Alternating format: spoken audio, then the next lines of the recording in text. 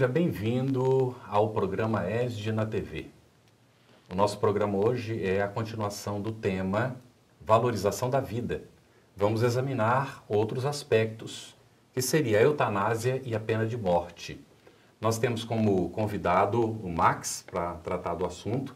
O Max é facilitador do ESD e também dos grupos de estudo da mediunidade. Nós temos a Ana Bolena, que é participante do ESD, está hoje como debatedora aqui no nosso encontro. E também a Fernanda, que também é participante do ESD e colabora no Departamento de Assistência Social da Federação Espírita Brasileira. E nós vamos hoje aqui nos dirigir com algumas perguntas ao Max e trocar algumas ideias em relação a esses dois pontos da valorização da vida, que é eutanásia e pena de morte. Inicialmente, Max, o Espiritismo aceita a ideia da eutanásia em alguma circunstância? Não, Carlos. É peremptória essa resposta. Não há nenhum caso em que possamos abreviar a vida. E isso é enfático. Os espíritos, quando responderam às perguntas que Allan Kardec fez, uma delas se destaca para isso, a 880. E Kardec indaga a seguinte questão: qual o primeiro de todos os direitos naturais do homem? E eles respondem: o de viver. Então, a vida não pertence a nós. A vida pertence a Deus. Ele a dá, ele a tira. E quando nós falamos em vida corporal, é o termo da vilegiatura carnal que ele tem. E ele tem um tempo que ele programou estar aqui. Abreviar esse tempo é danoso, como nós veremos. Mas, Max, e se a pessoa está num grande sofrimento, está passando por muita dor, não é?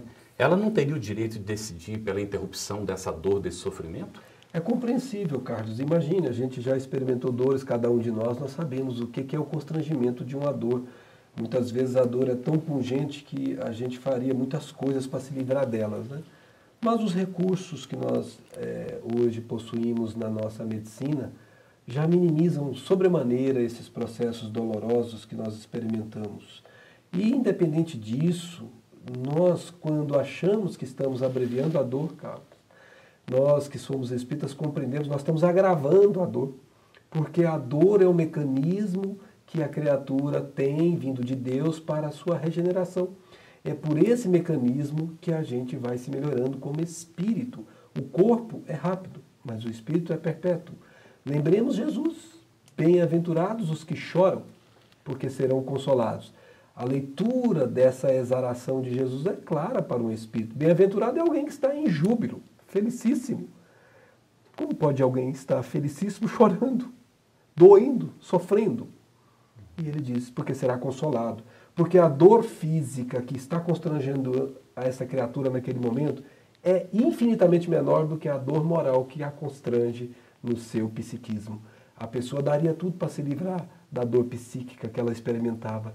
E a dor física é um meio de purga. É como se fosse um mata-borrão que vai tirando do psiquismo da criatura as consciências de culpa e vai levando para o corpo físico, que é um mecanismo de limpar. Quer dizer que a pessoa estaria agravando, então? Agravando severamente, porque ela vai ter que voltar de novo em outra oportunidade e terá que experimentar situações equivalentes ou piores, em que ela será constrangida a reviver esses momentos que ela não deixou o termo acontecer.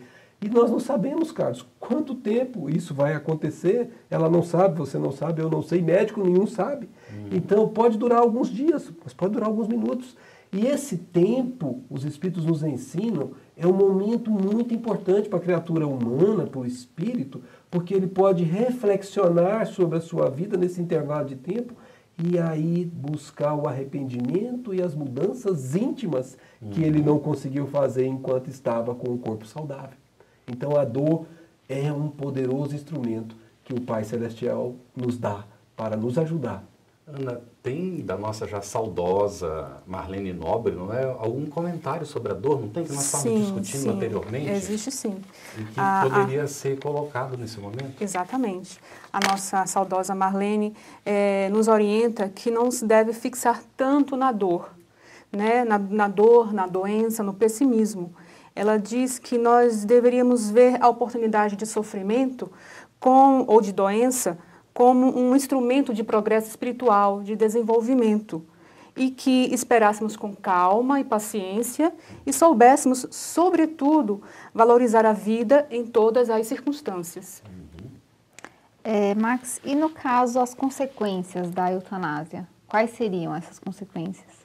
Então, nós temos, ainda falando um pouquinho da dor, se vocês me permitem, tem um comentário do ministro Clarencio, num livro que trata só disso, de desencarnação, que é o Obreiros da Vida Eterna, que é uma bênção, se você puder ler, se nós pudermos ler, porque ele ensina muito. Ele fala que a enfermidade longa é uma bênção desconhecida entre os homens. Constitui precioso curso preparatório, presta atenção nessa palavra, curso preparatório da alma. Corrobora completamente com o que a Marlene falou. Da alma para a grande libertação, que é a libertação do corpo. Sem a moléstia dilatada é muito difícil o êxito rápido no trabalho da morte. Então nós não temos dimensão da importância disso. E se a pessoa deixa de fazer isso, como você perguntou, Fernanda, a pessoa chegará do lado de lá com a consciência ainda não liberada dos seus processos de culpa.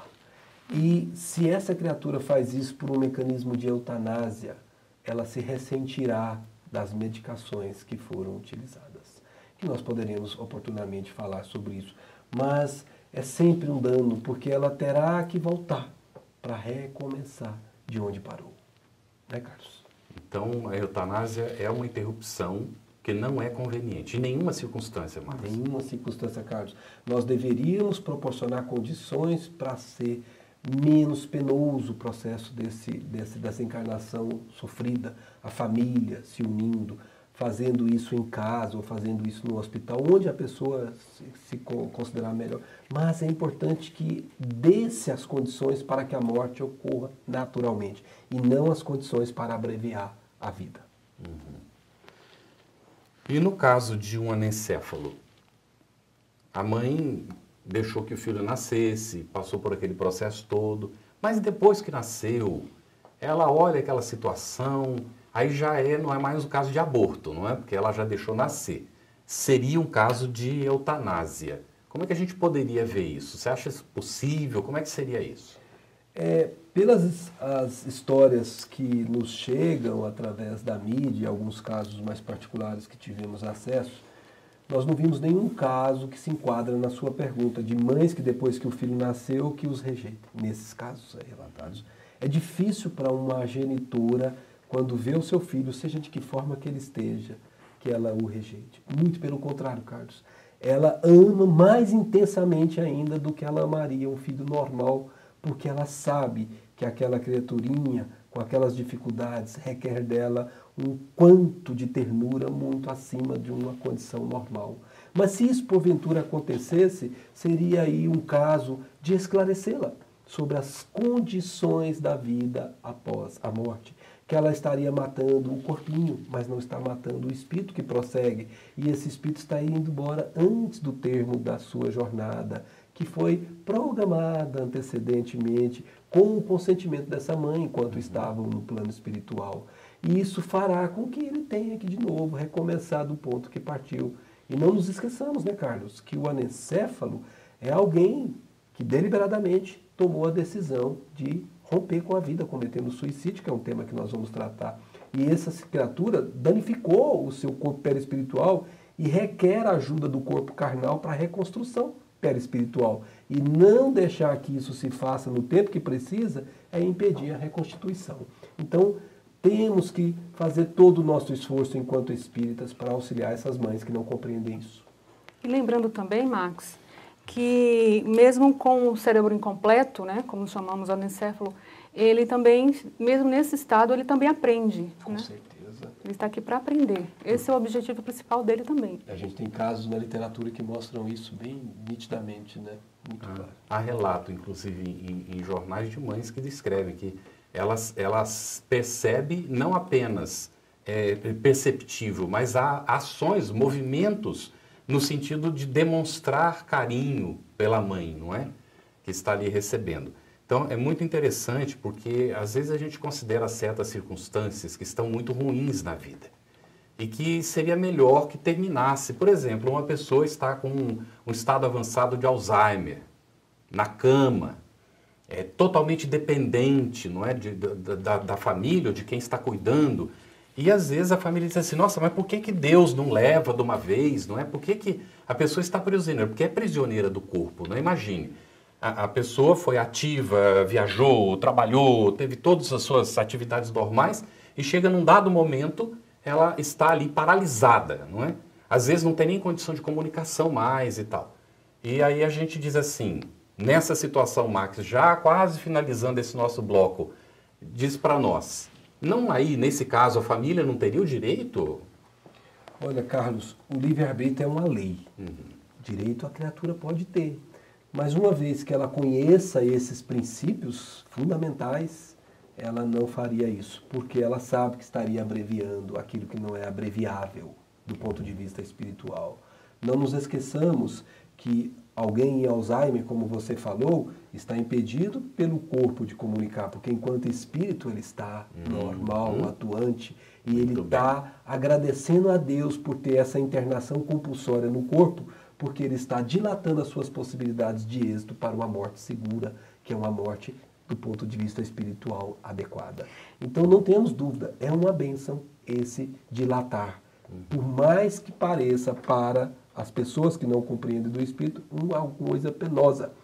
Muito mais penoso será do ponto de vista espiritual não passar por isso. Não passar por isso. Nós finalizamos agora esse primeiro bloco. Fique aí, nós voltamos daqui a pouquinho.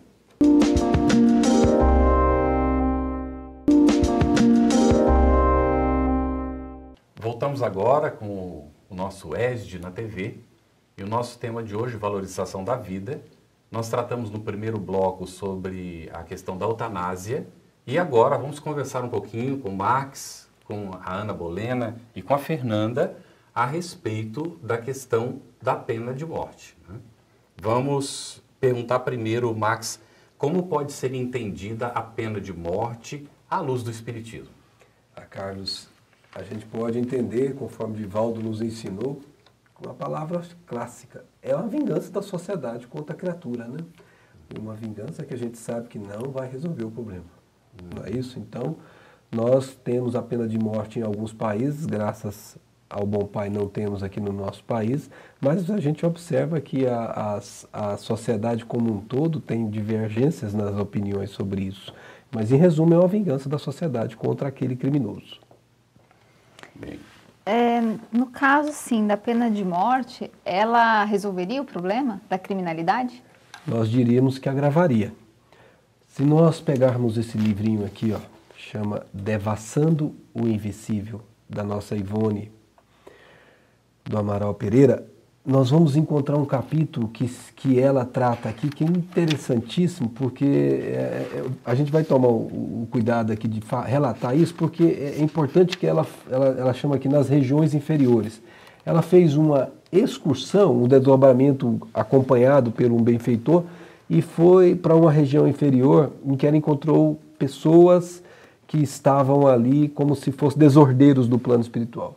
E o assunto vai se desenvolvendo de tal maneira que ela vai percebendo que aqueles desordeiros são causadores na sociedade, por exemplo, de acidente de trânsito.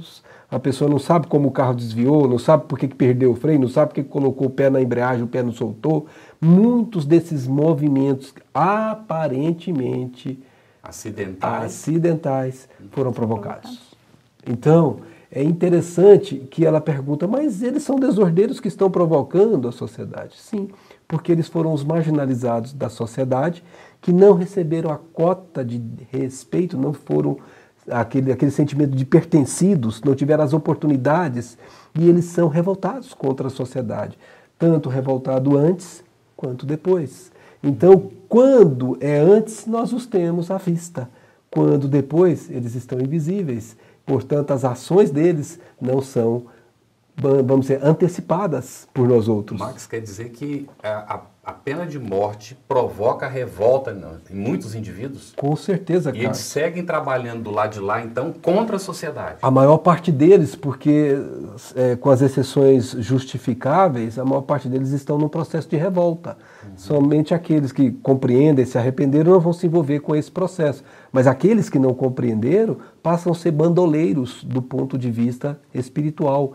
E eles vão, sim, prejudicar quando eles tiverem, obviamente, espaço para isso. E, normalmente, quem os condenou também não estão isentos de pecados, não são capazes de atirar a primeira pedra na linguagem de Jesus. Justamente o que eu ia te perguntar, por que Deus permite, Isso. não é, que isso aconteça? Porque se não fosse assim, eles não conseguiriam atingir, porque o outro não teria brechas, né, no seu mecanismo moral que permitisse ele entrar. Mas como as pessoas também são devedoras, ainda que não perante a sociedade humana, mas devedoras do Espírito, elas são, obviamente, abordáveis por esses outros. Então Deus permite porque há sintonia entre eles, apesar da disparidade de situações. Um encarnado e o outro desencarnado numa condição de criminoso, por pena de morte. Isso nos remete a uma pergunta, Max.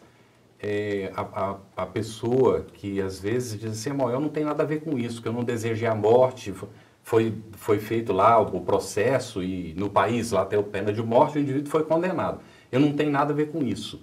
Então a gente poderá estar envolvido sim na situação, pela nossa indiferença inclusive, não é? Com certeza. Porque a gente é responsável também por essas situações, não? Com certeza. E Kardec tratou dessa questão no Livro dos Espíritos quando ele perguntou se bastava a gente não fazer o mal perante as leis divinas. E eles foram surpreendentemente peremptórios. Não. Começam a resposta com um não.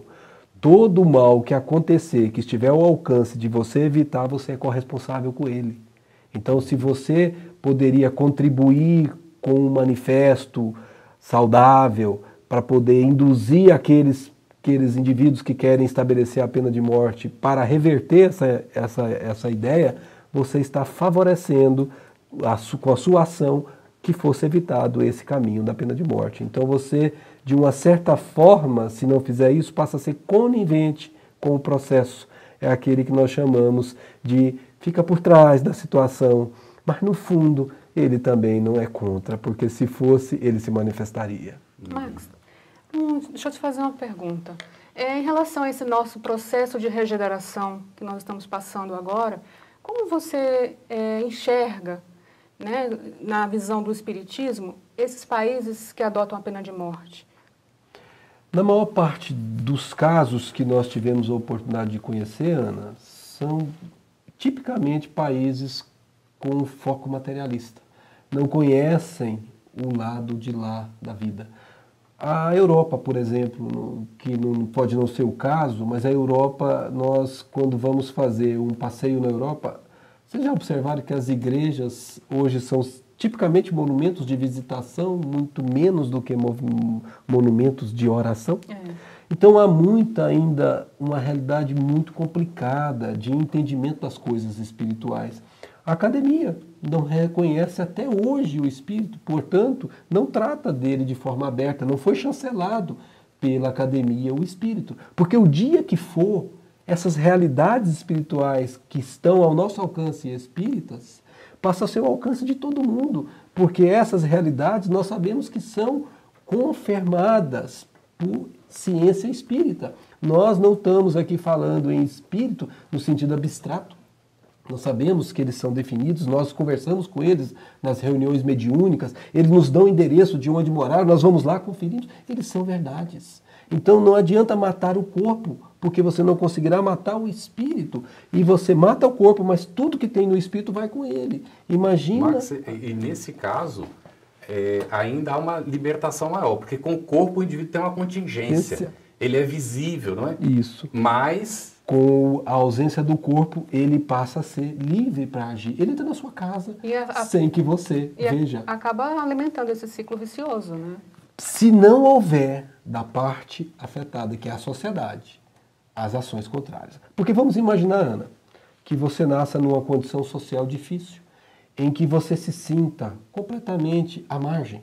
É literalmente o marginalizado da sociedade. Não recebeu amparo, não recebeu escolaridade, teve uma família cujos pais não souberam dar afeto a você. As suas reações naturais instintivas são de revolta.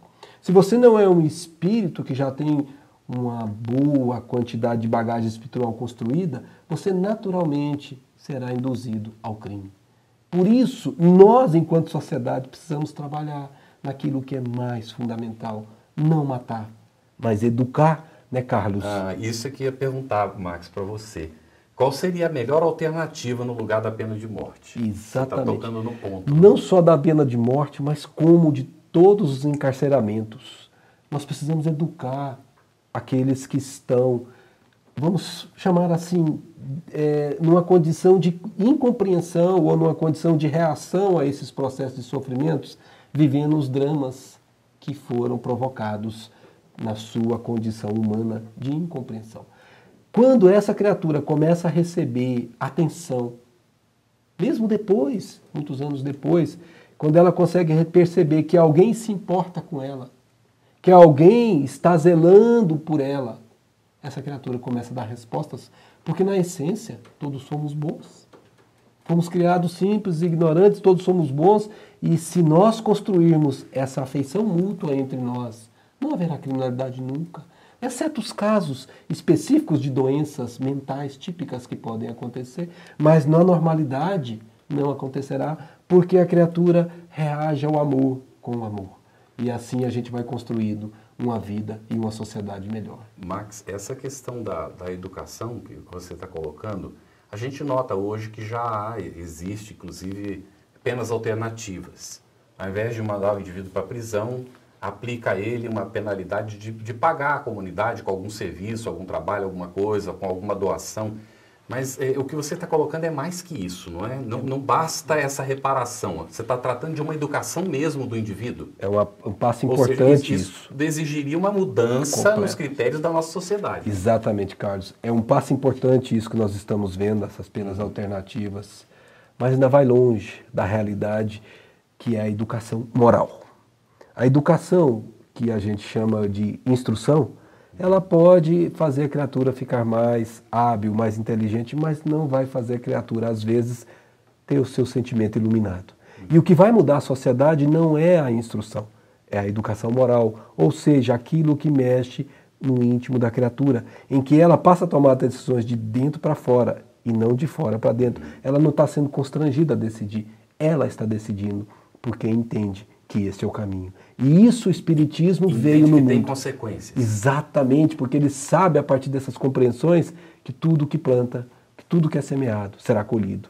Hoje ou amanhã, mas sempre. Não parece haver, Max, dentro da conceituação normal da vida das pessoas, essa ilusão de que a gente pode fazer as coisas e que não tem consequências? É uma ilusão temporária, Carlos, que todos nós, materialistas ou espiritualistas, podemos ter.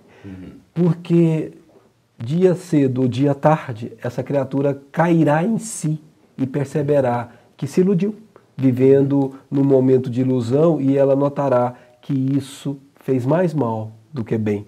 Porque ela é como se fosse uma sede que ela não dessedenta.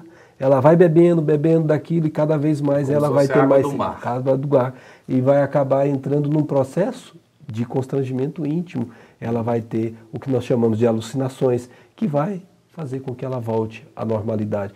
Como a parábola do filho pródigo, vai cair em si e vai procurar o Pai Celestial, porque somos todos filhos deles. Nenhum de nós será perdido, como disse Jesus, nenhuma ovelha será perdida do nosso redil, do nosso Cristo Redentor. Muito bem, obrigado, Max. Nós terminamos esse bloco, voltamos daqui a pouquinho. Fique conosco.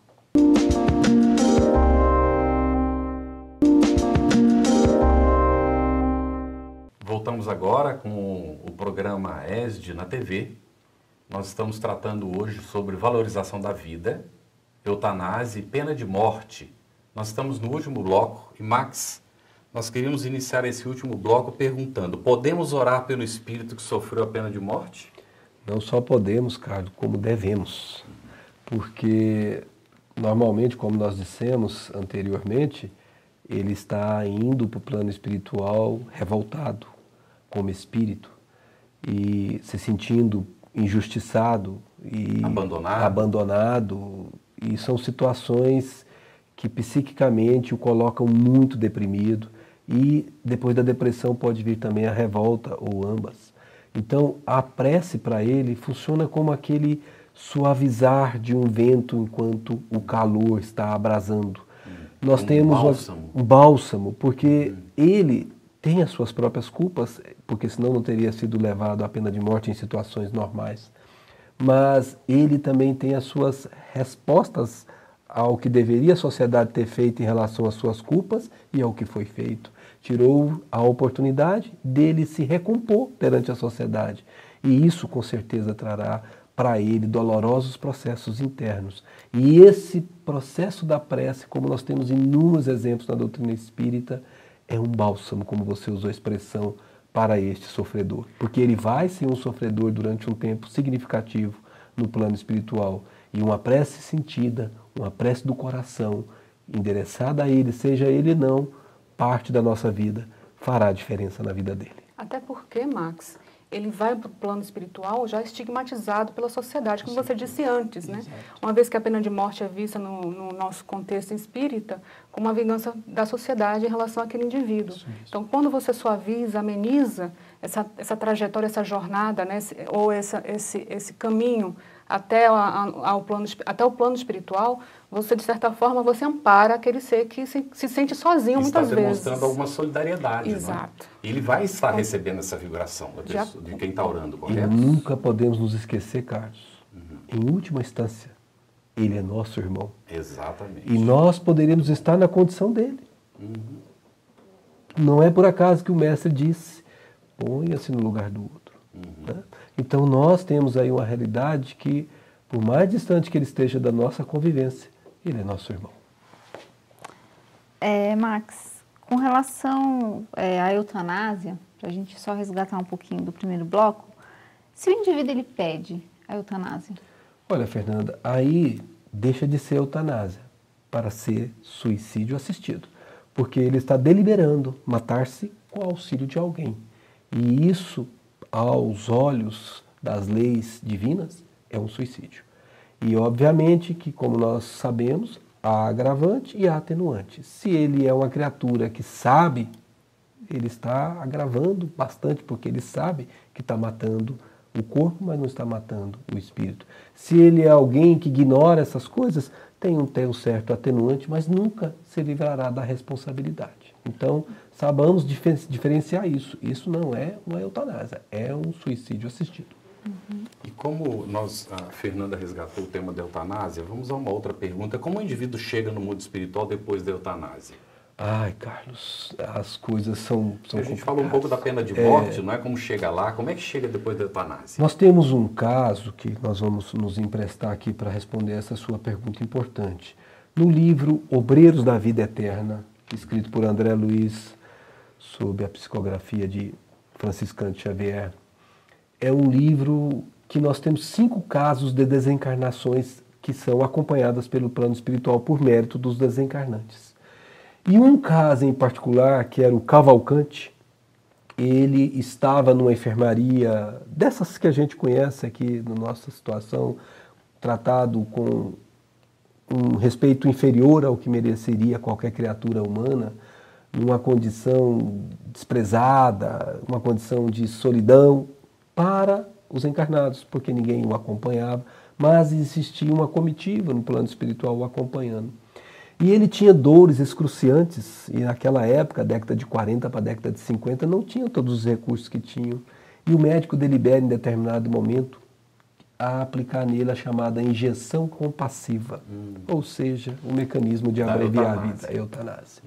E aí sim, respondendo a pergunta de Fernanda, uma eutanásia, porque ele não pediu, ao contrário, se nós formos observar o livro, ele queria viver, ele estava se apegado, muito apegado à vida física, ele não queria morrer e deu um trabalho danado para desencarnar. Apesar de que a organização física já não tinha muita mais condição, recursos, né? Exatamente. E aí a descrição que me chocou na leitura da primeira vez que eu fiz, a descrição de André Luiz do que ele assistiu depois da eutanásia é que causa um duro problema. Ele diz assim, Cavalcante, para o espectador comum, estava morto. Não para nós. Não estava desencarnado. A personalidade desencarnada estava presa ao corpo inerte, em plena inconsciência e incapaz de qualquer reação, e sofrendo muito mais do que estava sofrendo enquanto encarnado. Então, não tenhamos dúvida, é um dano severo ao espírito que é, nesse processo, levado à eutanásia. Então, é muito importante que as pessoas que ainda não têm conhecimento sobre isso tenham acesso a esse livro. E leiam 5 casos, aliás, que são acompanhados de desencarnação, e perceberá que beleza é saber dessas coisas do mundo do lado de lá. Obreiros da Vida Eterna, Obreiros como você citou. Esses livros são importantes, citar, Max ainda há pouco mostra de novo, Max. Devassando o Invisível também, que ele citou. Essa é uma edição antiga da Federação Espírita Brasileira. O Max, como a gente, conserva os livros, faz anotações, não é? Já há uma capa nova, com uma edição nova, mas o conteúdo é o mesmo, não é? Que a Federação Espírita Brasileira vai mantendo e que vale a pena a gente conhecer, a gente estudar, não é? Sobre esses temas. Ele acaba de citar agora Obreiros da Vida Eterna, 5 casos previstos de desencarnação, em situações diferentes, e não só pessoas espíritas, não é? Exatamente. Porque André Luiz vai acompanhar aquelas situações de pessoas de várias Havia uma protestante, havia uma católica, havia o espírita e havia aquele que não professava. Então é muito interessante, inclusive, para deixar quem não leu ainda intrigado, há uma situação prevista e que a desencarnação não acontece. E não acontece por intervenção de uma criança. E temos uma moratória. E aí temos uma moratória. Vale a pena ler o livro para a gente ver essa situação muito interessante. Sem então, dúvida. Fica aqui a nossa propaganda, né, desses 2 livros. O Max já citou outros, não é? E porque nós nos alimentamos nessa informação que a espiritualidade nos traz pela psicografia e pela escrita dos autores que pesquisam, buscam as informações, e nós vemos que esses temas, que são intrincados, difíceis para todos nós, mas para o espírita ele tem respostas, não é? Tem elementos que nos ajudam a compreender e encontrar o caminho, não é isso, Marcos? Não, e mais do que isso, né, Carlos? Quando a gente que tem a oportunidade de dialogar com os espíritos em reuniões mediúnicas, como é o nosso caso em particular, nós às vezes acessamos essas informações de pessoas que foram submetidas a esses processos que nos vêm contar como elas mesmas se sentiram. Então não é só a literatura que se fala, alguém escreveu. Não, são experiências próprias que você está vivenciando, que não deixam você ter dúvida alguma sobre isso. Isso. E que está ao alcance de toda aquela pessoa que deseja, frequenta uma instituição espírita, passa a estudar na instituição, conhecer as pessoas, com o tempo vai para um estudo da mediunidade, e passa a participar e vivenciar essas experiências interessantes que acontecem no dia a dia da Casa Espírita, não é? Nós temos vários aspectos que são interessantes dentro do tema que nós estamos abordando. Eu queria pedir para a Ana, para ela nos apresentar uma contribuição do Evangelho segundo o Espiritismo para essa questão da valorização da vida. Tudo bem, Carlos. Então, São Luís, no Evangelho segundo o Espiritismo, nos diz o seguinte: o materialista, que apenas vê o corpo e em nenhuma conta tem a alma, é inapto a compreender essas coisas. O espírita, porém, que já sabe o que se passa no além-túmulo, conhece o valor de um último pensamento. Minorai os derradeiros sofrimentos quanto puderdes, mas guardai-vos de abreviar a vida, ainda que de 1 minuto, porque esse minuto pode evitar muitas lágrimas no futuro. E aproveitando essa mensagem tão bonita de São Luís, eu gostaria de fazer algumas recomendações do Dr. José Roberto Pereira Santos, que é médico e espírita. Ele nos diz o seguinte, que ele é bem categórico, eutanásia nunca.